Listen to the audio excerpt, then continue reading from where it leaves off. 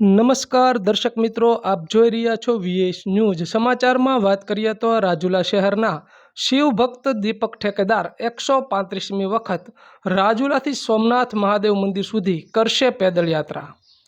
રાજુલાથી સોમનાથનું અંતર 135 કિલોમીટર થાય છે, ત્યારે શિવભક્ત દીપક ઠેકેદારની પણ 135મી પદયાત્રા કરવા જઈ રહ્યા છે.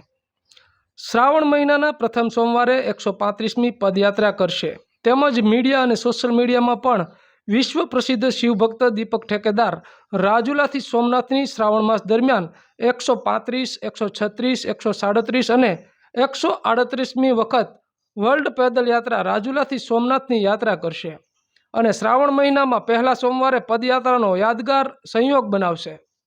શિવભક્ત દીપક ઠેકેદાર રાજુલાથી સોમનાથનું અંતર 135 કિલોમીટર છે અને દીપક ઠેકેદાર હવે પછીની 135મી રાજુલાથી સોમનાથની પદયાત્રા શ્રાવણ મહિનાના પહેલા સોમવારથી પદયાત્રાનો પ્રારંભ કરશે.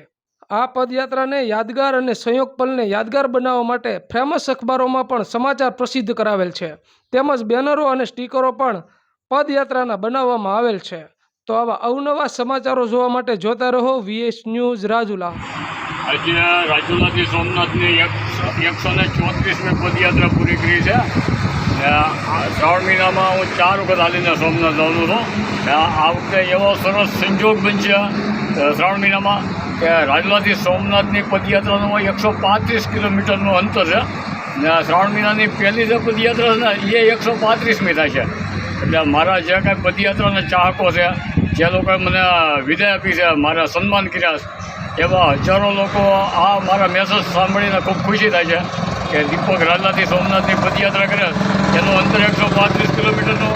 શ્રાવણ મહિનામાં જે હું 4 વખત સોમનાથ જઈને તો પહેલી પદયાત્રા એ 135મી છે. અત્યારે મેં 134મી પદયાત્રા પૂરી કરી છે રાજુલાથી સોમનાથ. હું છું શ્રી શિવભક્ત દીપક ઠેકેદાર. જય સોમનાથ.